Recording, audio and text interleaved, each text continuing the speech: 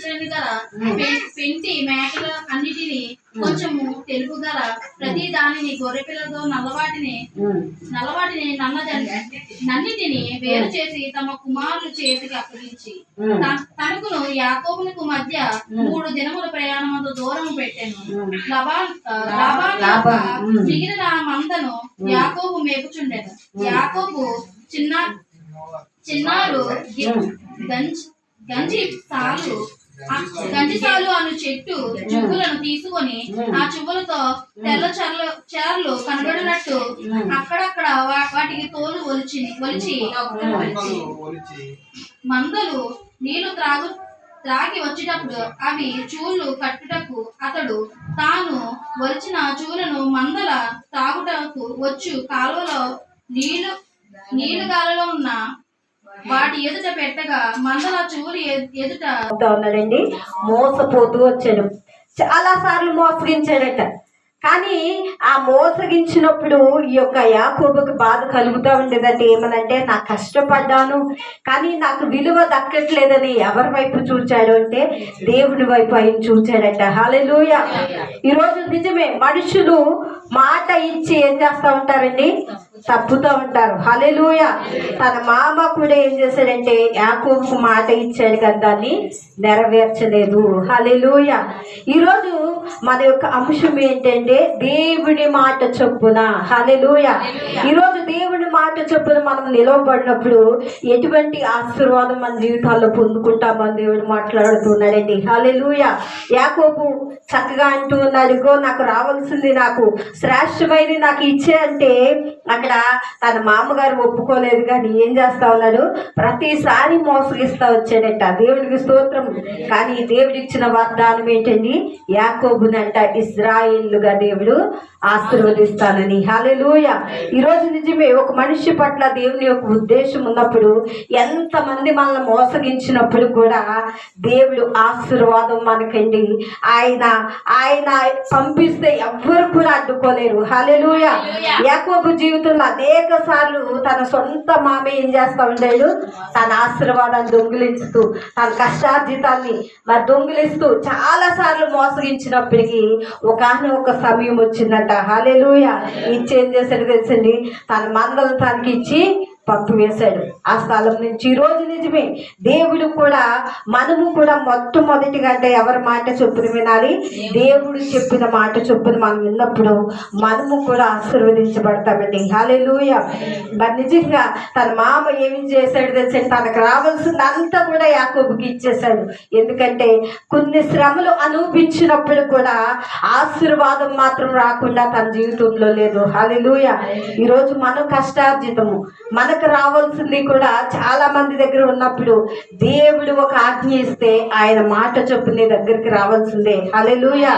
మనం నమ్మాలి. ఎందుకంటే మనుషులు మాట ఇచ్చి నెరవేర్చుకోకపోవచ్చు కానీ జీవము కలిగిన యెహోవా సన్నిధిలోనంట ఆయన మాట ఇచ్చిన వాగ్దానాన్ని దేవుడు ఏం చేశాడంటే యాకోబు పట్ల నెరవేర్చాడు. దేవునికి స్తోత్రం.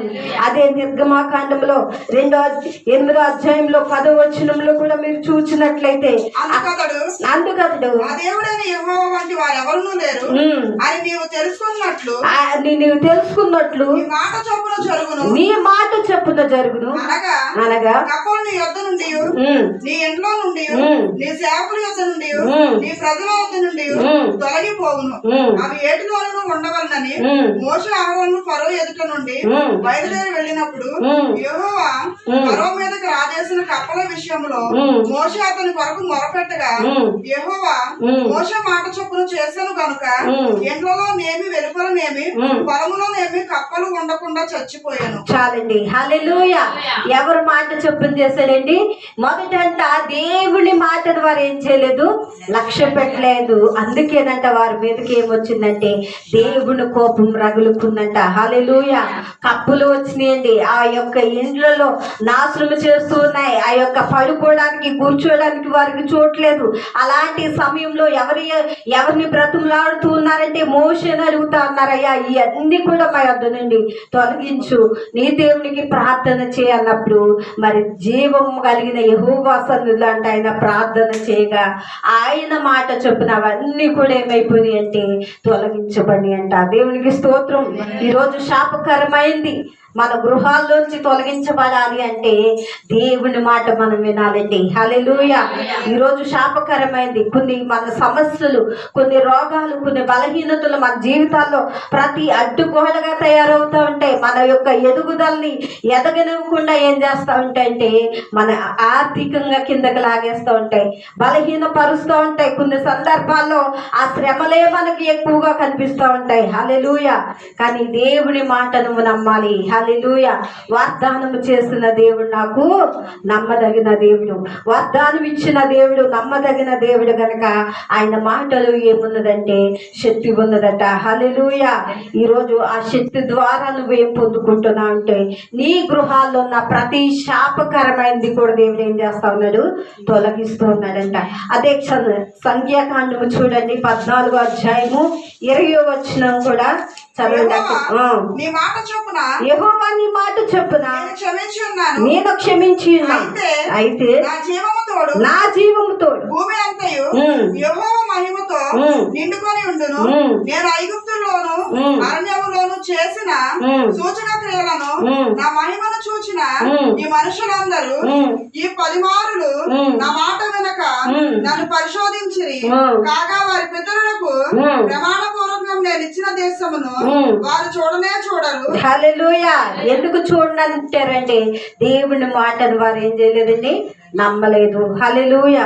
ఈరోజు నీ జీవితంలో దేవుడు ఏదైనా వాగ్దానం చేయవచ్చు. నీ పక్షముగా పలానాది చేస్తానని ఆయన నీ పక్షముగా వాగ్దానం చేయవచ్చు, ప్రవచనం పలకవచ్చు. ఏదైనా చేసినప్పటికీ దేవుడు ఆయన నెరవేర్చే దేవుడు అయినాడు. హల్లెలూయా.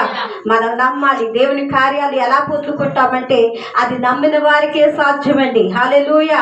నమ్మిట నీ వల్లైతే నమ్మవానికి సమస్తము సాధ్యమే. మనం నమ్మాలి. దేవుని మాట నాకు ఇస్తున్నాడు. మనుషులు ఇచ్చి తప్పేది కాదు. జీవము కలిగిన దేవుడు ఒకరి పట్ల మాట ఇచ్చాడంటే ఖచ్చితంగా ఆయన నెరవేరుస్తాడండి. హల్లెలూయా. భూమి ఆకాశము గతించినా కానీ నా మాటలు అన్నాడు గతించవు. ఈరోజు దేవుడు వాగ్దానం చేస్తున్నాడు, భూమి ఆకాశము గతించిపోయినప్పుడు కూడా నా మాటలు అన్నాడు కూడా గతించవు. జీవము కలిగిన మాటలండి. హల్లెలూయా.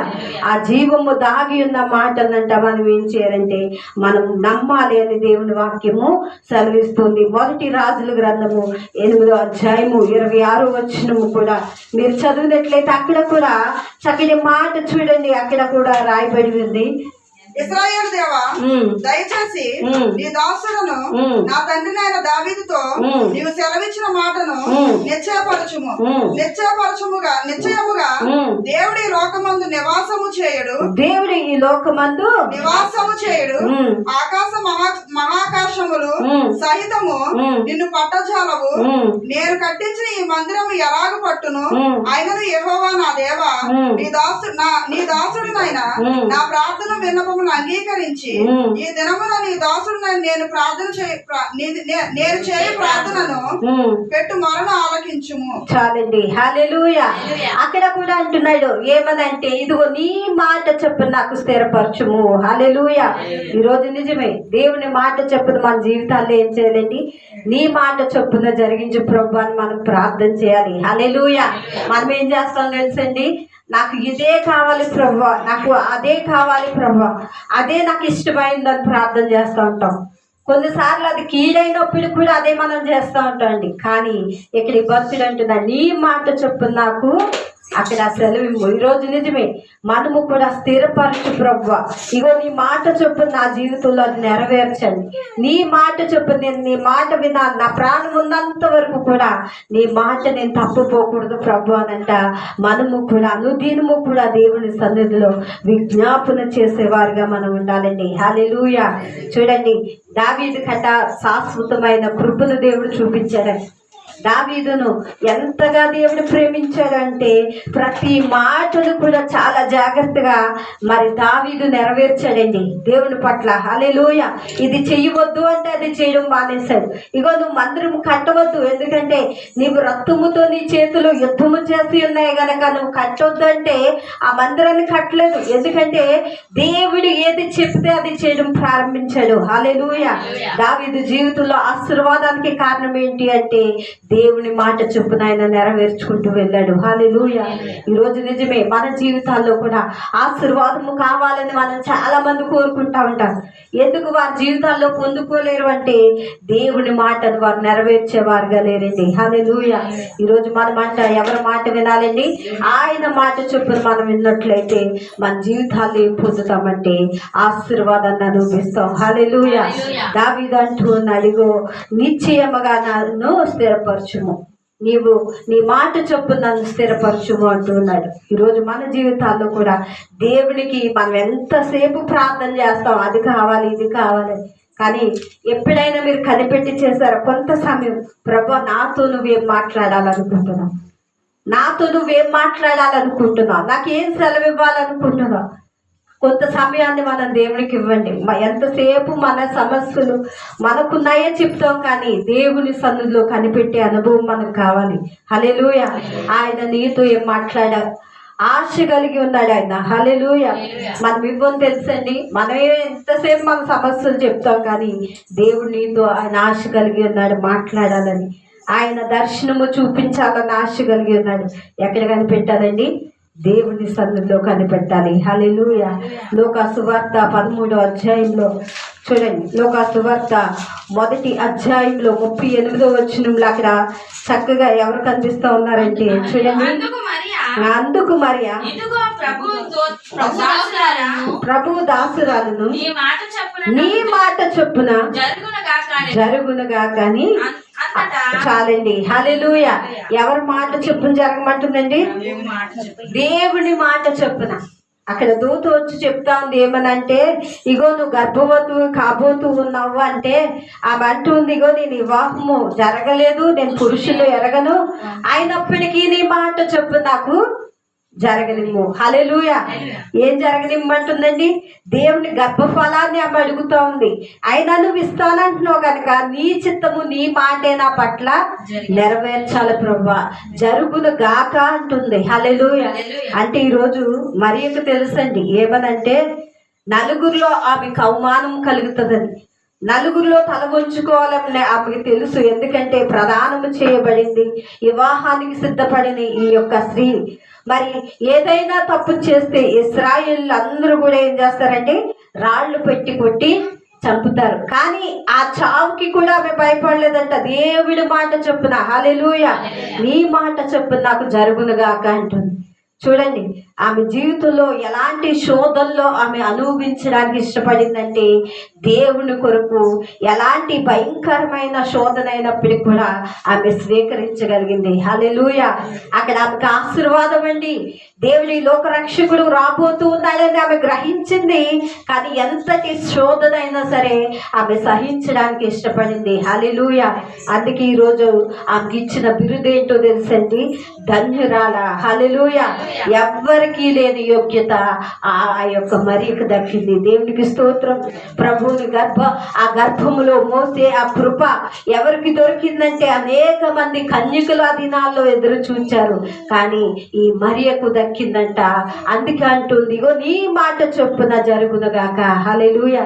ఈరోజు మనం అంటామండి, నీకు శోధన రాబోతుంది, నీకు 14 రోజులు జరగబోతుందంటే మనం ఏమంటామంటే వెంటనే తొలగించి ప్రభు అని మనం ఉపవాసాలు ఉండి దేవుని సన్నిధిలో ఏం చేస్తామండి? దాని కొరకు ప్రార్థిస్తాం. కానీ ఆ శోధనని కూడా ఈమె సహించడానికి ఇష్టపడి ఆశీర్వాదంగా ఎంచుకుందండి. హల్లెలూయా. దేవుడు ఆమె ధన్యురాలుగా మరి దేవుడు ఎంచాడు. ఈరోజు నిజంగా ఒక అందరిలో కూడా ఒక భక్తి పరురాలు అనేక మంది స్త్రీల్లో మంచి పేరు పొందింది ఎవరైనా ఉన్నారంటే ఈ యొక్క మరియ గారిని మనం చూస్తా ఉన్నాం. హల్లెలూయా. ఆమె జీవితం పరిశుద్ధంగా ఉంది. ఆమె పవిత్రత కలిగిన స్త్రీగా, భక్తిలో ఆత్మీయతలో ఎంతో ఎదిగిన స్త్రీగా ఈమె కనిపిస్తుంది. కానీ ప్రభు మాటకు తల వంచంట ఆయన మాటను ఆమె ఆలకించినప్పుడు శోధనతో సహితము ఆశీర్వాదంగా దేవుడు ఆమె జీవితంలో మలిచారు. దేవునికి స్తోత్రం. ఈరోజు నిజమే దేవుడు మనకి ఇస్తున్న మన శోధనలు మనం అనుభవించడానికి ఇష్టపడము. దేవుడు శోధన చాటును ఏమి దాచి ఉంచాడంటే ఆశీర్వాదాన్ని దాచి ఉంచాడు. హల్లెలూయా. ఎంతో మందికి స్త్రీలకి దక్కన ఆ భాగ్యం ఎవరికి దక్కిందంటే ఈ మరియకు దక్కిందండి. ఈరోజు ఎంత ధనం ఉన్నప్పటికీ ఆ పేరు పొందలేరు, కానీ అలాంటి భాగ్యం ఎవరు పొందుకున్నారు? ఈ యొక్క మరియ పొందుకుంది. దేవునికి స్తోత్రం. ఈ లోక రక్షకుని ఆమె మొయ్యగలిగిందంట. ఈ లోకంలోనికి ఆయన జన్మించడానికి మరి నిజంగా ఆమె గర్భాన్ని దేవుడు వాడుకున్నాడు. హల్లెలూయా. యోహానులో కూడా యోహాను సువార్త 17వ అధ్యాయంలో 6వ వచనంలో కూడా మీరు చదివితే అక్కడ కూడా నీవు నాకు అనుగ్రహించిన మనుషులకు నీ నామమును ప్రత్యక్షపరచితిని, వారు నీ వారై ఉండిరి, నీవు వారిని నాకు అనుగ్రహించితివి, వారు నీ వాక్యం కైకొని ఉన్నారు, నీవు నాకు అనుగ్రహించిన మాటలు నేను వారికి ఇచ్చి ఉన్నాను, వారు ఆ మాటను అంగీకరించి నేను నీ యొద్ద నుండి బయలుదేరి వచ్చినని నిజముగా ఎరిగి నీవు నన్ను పంపితవని నమ్మి కనుక నీవు నాకు అనుగ్రహించినవన్నీ నీ వల్లనే కలిగినవని వారిప్పుడు చాలండి. హల్లెలూయా. దేవుడు ఆయన వాక్యాన్ని పట్టి అంటే వారందరూ కూడా ఏం చేశారండి? నమ్మారు. ఈరోజు దేవుని వాక్యం మనకి ఏం చెప్తుందో మనం అది నమ్మాలి. హల్లెలూయా. దేవుడు మనకు అనుగ్రహించాడండి జీవ గ్రంథము. ఈరోజు ప్రభు ఈ భూమి మీద ఆయన చేసిన కార్యములు ఈ భూమి మీదకి ఎలాగ దిగి వచ్చాడో మనందరికీ కూడా ఈరోజు ఏం బోధిస్తుందంటే జీవ గ్రంథం మనకు బోధిస్తా ఉంది. హల్లెలూయా.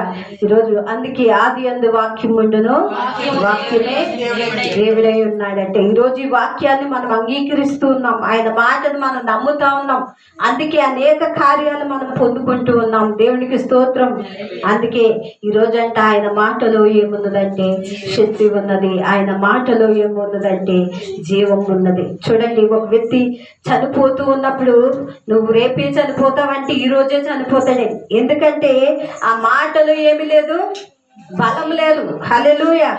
ఈరోజు అదే నీకేం కాదు, నువ్వు చాలా ధైర్యంగా ఉండు, నువ్వు బ్రతుకుతావు, మేమున్నామని ఒక ధైర్యం చెప్తే ఆ వ్యక్తికి ఏమొస్తుందంటే ఆ బలహీనమైన మనస్సు పోయి ఏం పొందుకుంటాడంటే ఒక బలము తన శరీరంలో పొందుకుంటాడండి. హల్లెలూయా. ఈరోజు దేవుని వాక్యము కూడా బలహీనులమైన వారిని అంటే ఏం చేస్తా ఉంది? బలపరుస్తూ ఉందంట. హల్లెలూయా. కృంగిన వారిని ఏం చేస్తా ఉందంట? ఇంక నా జీవితం అయిపోయింది, నా ముగింపు అయిపోయింది, ఇంక నేను చావుకే పరిష్కారం అనుకుంటాం. కానీ దేవుని వాక్యం అంట అట్టి వారిని కూడా ఏం చేస్తా ఉందంటే లేవనెత్తుతా ఉందంట. హల్లెలూయా. మనందరికీ తెలుసండి, హాగరు అందరూ విడిచిపెట్టేశారు. అబ్రహామును మరి దేవుడు వదిలేమన్నప్పుడు అబ్రహాము దేవుని సన్నిధిలో కనిపెట్టినప్పుడు నువ్వు హాగరుని విడిచిపెట్టు, తన కుమారుని కూడా వదిలే అన్నప్పుడు ఎక్కడ వదిలేసాడు అంటే ఆయన వదిలేసినప్పుడు ఎడారిలోనికి వెళ్ళిపోయిందంట. హల్లెలూయా. నీళ్లు లేక ఆహారం లేక తన కుమారుడు చనిపోయే యొక్క స్థితిలోనంట ఒంటరి సమయంలో ఆమె ఏం చేస్తా ఉందండి? ఆ పిల్లవాడిని దూరం నుంచి చూస్తూ ఏడుస్తూ ఉందంట. కానీ ఆ పిల్లవాడు ఏడుపు అంటే ఎవరు విన్నారు? దేవుడు వినంట. ఆ యొక్క ఎడారిలోనంట సెలయేర్లు దేవుడు పుట్టించాడంట. హల్లెలూయా. తను తాగి తన కుమారుడు తాగాడు, ఆమె కూడా తాగి జీవింపచేసింది.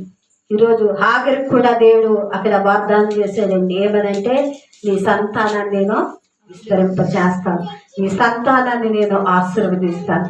ఈరోజు వారి సంతానమే ఇశ్రాయేలుగా మరి నిజంగా ముస్లిమ్స్గా మనం చూస్తూ ఉన్నాం. అనేక మంది వారు కూడా దేవుని మహిమపరుస్తూ ఉన్నారండి. హల్లెలూయా. ఒకరోజు వారిని కూడా దేవాది దేవుడు వారిని కూడా విడిపిస్తాడు. హల్లెలూయా. వాగ్దానం చేశాడు కనుక ఆ ప్రజల్ని కూడా నశించిపోనివిడు, కానీ దేవుడు వారిని కూడా రక్షించుకుంటాడు. దేవునికి స్తోత్రం. ఈరోజు ఒంటరి సమయంలో హాగరు ఎవరి వైపు చూచిందంటే దేవుని వైపు చూచింది. ఎడారి లాంటి పరిస్థితులు, ఏ ఆధారము లేదు, కానీ దేవుడు ఆమెను ఏం చేశాడండి?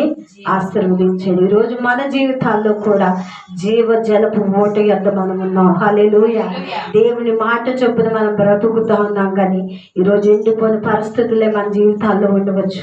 ఎండిపోయిన ఏది నాకు దారలేదు ప్రభువా, నా స్థితి ఏంటి, ఇలాగ నేను ఎన్ని సంవత్సరాలు గతించిపోతున్నాయి కానీ నా పరిస్థితులు మారట్లేదని మనం ఒకవేళ బాధపడవచ్చు, కానీ దేవుడు వాగ్దానం చేస్తూ ఉన్నాడు. ఎడారిలోంచి కూడా సెలయేర్లు పుట్టించిన దేవుడు మన బ్రతుకుల్లో గొప్ప కార్యాలు ఆయన దాచించాడండి. హల్లెలూయా. మనం నమ్మితే దేవుని కార్యాలు, ఆయన మహిమను అంట ఈ భూమి మీద మనం చూస్తామంట. హల్లెలూయా. నువ్వు నమ్మకంతో దేవుని సన్నిధికి రా. నువ్వు సంవత్సరంలో కొలిది నువ్వు వచ్చినప్పటికీ నువ్వు ఎవరి మాట వినాలి అంటే దేవుని మాట మీద మనం ఆశ పెట్టుకోవాలి. ఆయన వాక్యం ఏమి చెప్తుందో మనం అలాగ నడిచినప్పుడు మన ఆశ కలిగిన ప్రాణాలంట దేవుడు తృప్తిపరచడానికి ఇష్టపడుతూ ఉన్నాడు. మరి నిజంగా ఈరోజు ఆయన మాట చొప్పున్నాడు. అనేక మంది వారి మాటను విని, దేవుని మాటను విని ఏం చేశారంటే వారు బ్రతికారు. అనేక మంది ఆశీర్వదించబడ్డారు. ఏంటి కారణం అంటే దేవుడు చెప్పిన మాటను వారు లక్ష్య పెట్టారు. దేవునికి స్తోత్రం. ఈరోజు మనము కూడా దేవుడు వద్దన్నది విడిచిపెడదాం, లోక సంబంధమైన విడిచిపెడదాం, ఆత్మ సంబంధమైనవి ధరించుకుందాం. ఆత్మీయంగా దేవుని సన్నిధిలో మరి నిజంగా ఆయన శరీరం అనే సంఘములో మనం ఎదుగుదాం. ఆయన మాట చొప్పున మనము కూడా నెరవేర్చేవారుగా ఉంటాం. గొప్ప ఆశీర్వాదముతో దేవుడు నిన్ను ఆశీర్వదించుగాక. ఆమేన్. ఈ కొద్ది మాటలు దేవుడు దీవించుగాక. తల్ల ఉంచినట్లయితే ప్రార్థన చేద్దామని. మహాపరిశుద్ధుడు మహోన్నతుడు అయిన తండ్రి, అవునయ్యా, నీ మాటలో జీవం ఉన్నది, నీ మాటలో శక్తి ఉన్నది ప్రభా. నీ మాట ప్రభా మమ్మల్ని బ్రతికిస్తూ ఉంది ప్రభా. మేము ఏ స్థితిలో ఉన్నప్పటికీ ప్రభా నీ మాటేనయ్యా మమ్మల్ని బలపరుస్తుంది. ఈ రాత్రి కాల సమయం ముందు ప్రభా నువ్వు కొన్ని మాటలు ప్రభా మేము జ్ఞానించే కృపను మీరు ఇచ్చారు. అవును ప్రభా, నీ మాటలో జీవం ఉన్నది. ఇగో తండ్రి, ఎండిన బ్రతుకుల్లో కూడా అయ్యా ఇదిగో తండ్రి నువ్వు జీవింప చేయగలిగిన శక్తి నీలో ఉన్నది. అది ఎప్పుడు అంటే ప్రభా నీ మాట విన్నప్పుడు మాత్రమే మేము దీవించబడగలుగుతాం. నీ మాటను లక్ష్య పెట్టినప్పుడు మాత్రమే మేము ఆశీర్వదించబడగలుగుతాం ప్రభా. అయ్యా నీ మాట విని మేము ముందులకు కొనసాగడానికి సహాయం చేయండి. అయ్యా నీ మాటను మేము తప్పకుండా అయ్యా దాన్ని నెరవేర్పు జరిగించేలా సహాయం చేయండి. దేని విషయంలో మేము తొలగిపోకూడదు ప్రభా. నువ్వు ఇచ్చిన ప్రతి ఒక్క వాక్యాన్ని మేము అనుసరించి నడిచే కృపని మనం ప్రార్థిస్తున్నాం ప్రభా. వచ్చిన ప్రతి బిడ్డని బట్టి నీకు వందనాలు ప్రభా. ఆత్మీయంగా బలపరచండి ప్రభా. ఏది విడిచిపెట్టాలో నీ బిడ్డలు విడిచిపెట్టడానికి సహాయం చేయండి. మేలు జరిగించమని ప్రార్థిస్తున్నాం ప్రభా. అవునయ్యా, నీ మాటలో శక్తి ఉంది, మమ్మల్ని బ్రతికించేది ఏంటని అయ్యా నీ మాట ప్రభా మేము నమ్మినగా నీ ఘనమైన కార్యాలు మేము చూస్తామని దినంలో మాట్లాడారు. అయ్యా మేము నీ మాట వింటే